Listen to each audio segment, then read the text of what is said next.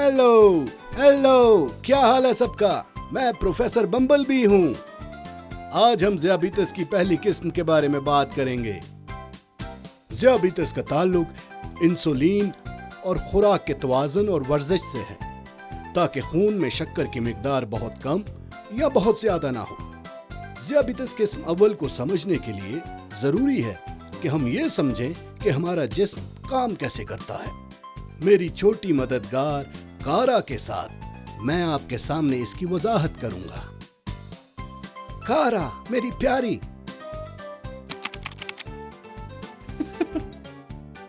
पहले हम एक जायजा लेंगे अपने जिस्म के सबसे मजेदार हिस्से का और देखेंगे कि जब हम खाते हैं तो क्या होता है। इंसानी जिस्म लाखों खुलियों से मिलकर बना है। ये खुलिये हमें हरकत करने, बढ़ने और सोच विचार करने में मदद करते हैं। हाँ, मैं आपको दिखाता हूँ। गौर कीजिए तो आप जिस्म के खुलिये देख सकते हैं। जिस तरह गाड़ी को ईंधन की जरूरत होती है, खुलियों को भी ताकत दरकार है। जब हम खाना खाते हैं तो हम अपने खुलियों को वो ईंधन देते हैं जिसकी इन्हें जरूरत है। अब चीजें मजीद दिलचस्प होती जा रही हैं। खारा, आओ और मेरी स्क्रीन के पीछे खड़ी हो जाओ। आओ हम देखें कि जब तुम खाना निगलती हो तो इस खाने के साथ क्या होता है। तुम्हारा मुंह बोलने और चबाने के लिए है। सुकारा, ये सेब खाओ और चबाना शुरू करो।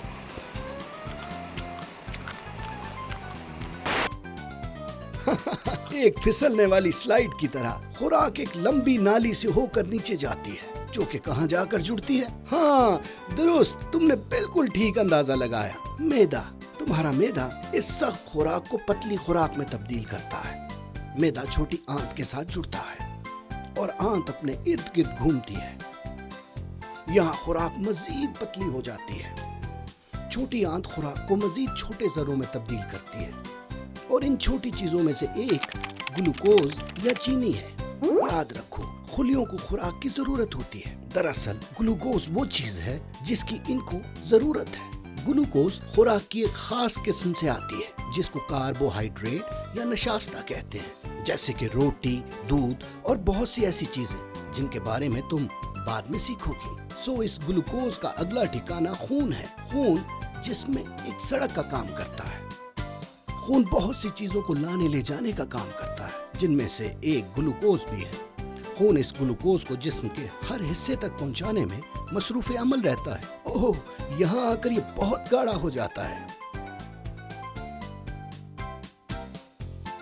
अब जब लबलबा इस ग्लूकोज को आते देखता है तो ये इंसुलिन बनाना शुरू करता है। लेकिन तुमने क्या कहा? लबलबा इंसुलिन? ओहो, मैं तो इसके बारे में बताना भूल ही गया। मेरा ख्याल है हमें वापस मैदे तक जाना पड़ेगा। यहाँ है ये लबलबा, मैदे के पीछे छुपा हुआ है। इंसुलिन उन खास चीजों में शामिल है जो लबलबा बनाता है। इंसुलिन और ग्लूकोज सारे जिस्म में इकट्ठे सफर करते हैं। इंसुलिन एक चाबी की तरह है जो कि हमारे जिस्म के खुलियों के दरवाजे खोलकर ग्लूकोज को अंदर दाखिल होने देती है। ओह देखो, खुलिया इस ग्लूकोज से कितना खुश है। आओ देखें, क्या जिस्म के खुलिये खुश हैं? ओह हाँ, वो बहुत खुश हैं। इनको अपना ग्लूकोज मिल गया है। इस सारी ताकत के साथ खुलिये हमारी मदद करते हैं कि हम हर वो काम कर सके जो हम करना चाहते हैं, जैसा कि सोचना, चलना, खेलना, कूदना, फलांगना, तैराकी करना और मजा करना। खारा, अब तुम्हारा डॉक्टर तुम्हें बताता है कि तुम्हें ज़ियाबीतस किस्म अव्वल है। मैं जानता हूँ कि तुम फिक्रमंद हो, लेकिन इंसुलिन के टीकों, सेहतमंद खुराक और वर्जिश के साथ तुम भी दूसरे बच्चों की तरह सेहतमंद रह सकती हो और वो तमाम काम कर सकती हो जो तुम करती रहती हो। लेकिन मैं तुम्हारा सवाल सुन सकता हूँ कि मुझे ज़ियाबीतस कैसे हुई? ज़ियाबीतस किस्म अव्वल तब होती है जब लबलबा इंसुलिन बनाना छोड़ देता है। जब ऐसा होता है तो तुम्हारे खुलियों के दरवाजे खोलने के लिए कोई चाबियां नहीं रहती और इनको वो ग्लूकोज नहीं मिल पाता जिसकी इनको जरूरत है। तुम्हारे जिस्म के खुलियों को भूख लग जाती है, इसीलिए तुम्हें बहुत थकावट महसूस होती है। और क्या अलामत थी जब तुम्हें पहली बार ज़ियाबीतस हुई? हाँ, तुम्हारा बहुत सा वजन कम हुआ, تمہیں بہت زیادہ پیاس لگتی تھی اور تم بہت زیادہ پانی پیتی تھی۔ بہت زیادہ پانی پینے سے تمہیں بار بار بیت الخلا جانا پڑتا تھا۔ یہ اس لیے ہوتا تھا کیونکہ تمہارے خون میں موجود گلوکوز کہیں نہیں جا سکتے تھے اور مجبوراً تمہارے گردوں کو مدد کے لیے آنا پڑتا تھا۔ تمہارے گردے خون میں موجود گلوکوز کو پیشاب میں شامل کرتے تھے اور اس لیے تم بار بار بیت الخلا جانا چاہتی تھی۔ ذیابیطس قسم اول کا علاج انسولین کے ٹیکوں یا انسولین کے پمپ کے ذریعے کیا جاتا ہے تاکہ اس بات کو یقینی بنایا جا سکے کہ انسولین کی مقدار اور خوراک متوازی ہے اور تم چست ہو۔ تمہیں یہ بھی دیکھنا پڑے گا کہ تمہارے خون میں گلوکوز کی مقدار ٹھیک سطح پر ہے۔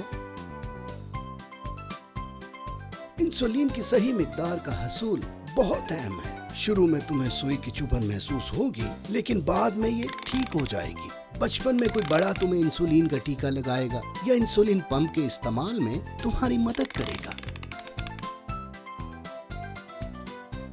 آپ نے دیکھا کیسے انسولین سوئی سے ہو کر جاتی ہے؟ اس سب انسولین کے بعد تم بہت بہتر محسوس کرو گی۔ یہ اپنا کام کرنے کے لیے بالکل تیار ہے۔ انسولین لگانے کے لیے سب سے بہترین جگہ تمہارا پیٹ ہے، لیکن روزانہ ایک ہی جگہ پر نہیں، ورنہ کچھ غلطی ہو سکتی ہے۔ کچھ اور باتیں بھی ہیں جو تمہیں پتہ ہونی چاہیے، جیسا کہ گلوکوز کی کمی۔ یہ تو بہت بڑی بات لگتی ہے۔ یہ تب ہوتا ہے جب خون میں گلوکوز کی مقدار بہت زیادہ کم ہو جاتی ہے۔ ایسا ہونے کی صورت میں تمہیں پسینہ، چکر، کمزوری اور بھوک وغیرہ لگ سکتی ہے۔ تمہیں سر درد بھی ہو سکتا ہے اور رونا بھی آ سکتا ہے۔ جب ایسی علامات ہوں تو جلدی سے کچھ میٹھا کھاؤ یا پیو تاکہ گلوکوز کی مقدار بحال ہو سکے۔ باہر کھیلنے کے لیے جانے سے پہلے دوبارہ خون میں گلوکوز کی مقدار لازمی چیک کرنا تاکہ اس بات کی یقین دہانی ہو سکے کہ تم ٹھیک ہو، اور گلوکوز کی مقدار کم ہونے کی صورت میں ہمیشہ کسی بڑے کو بتاؤ۔ گلوکوز کی مقدار میں کمی کی کئی وجوہات ہو سکتی ہیں، جیسا کہ اضافی نشاستہ کے بغیر ورزش یا بر وقت کھانا نہ کھانا۔ یہ انسولین کی زیادتی سے بھی ہو سکتا ہے۔ یاد رکھو، تمہیں ہمیشہ اپنے پاس کچھ ایسا رکھنا ہے یا پہننا ہے جس سے پتہ چل سکے کہ تمہیں ذیابیطس ہے۔ اس کے علاوہ ہمیشہ اپنے پاس کچھ کھانے کو رکھو تاکہ گلوکوز کم ہو جانے کی صورت میں تم بر وقت کھا سکو۔ بعض اوقات تمہارے گلوکوز کی مقدار بہت زیادہ بھی ہو سکتی ہے۔ اس کی مختلف وجوہات ہو سکتی ہیں، جیسا کہ انسولین کا ٹیکہ بھول جانا یا مطلوبہ مقدار سے کم لینا، معمول سے زیادہ کھانا یا زیادہ متحرک نہ ہونا، بیمار ہونا یا چیزوں کے بارے میں فکر مند یا پریشان رہنا۔ اگر تمہاری گلوکوز کی مقدار بہت زیادہ ہے تو تمہیں ایک خاص چیز جسے کیٹونز کہتے ہیں خون اور پیشاب کا معائنہ کروانا ہے۔ کیٹونز اس بات کی علامت ہیں کہ چیزیں متوازی نہیں ہیں اور تمہیں مزید انسولین کی ضرورت ہے۔ اپنے ڈاکٹر یا ذیابیطس کے متعلق سکھانے والے سے اس بارے میں پوچھو۔ کارا، میری بچی، اب میں کچھ بہت خاص لوگوں سے تمہارا تعارف کرواؤں گا۔ یہ ذیابیطس میں تمہاری مدد کریں گے۔ سب سے پہلے تمہارا ڈاکٹر جو ذیابیطس کے علاج میں تمہاری مدد کرے گا۔ اس کے بعد تمہاری ذیابیطس کی استانی جو تمہیں ذیابیطس کی روزمرہ احتیاط کے بارے میں سکھائے گی۔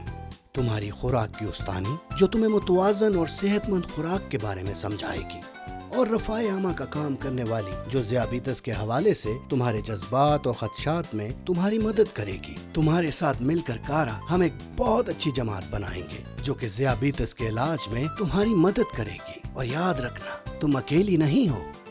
آؤ کارا، آج کے کام کے بعد ہمیں کچھ آرام کی بھی ضرورت ہے، کیا خیال ہے؟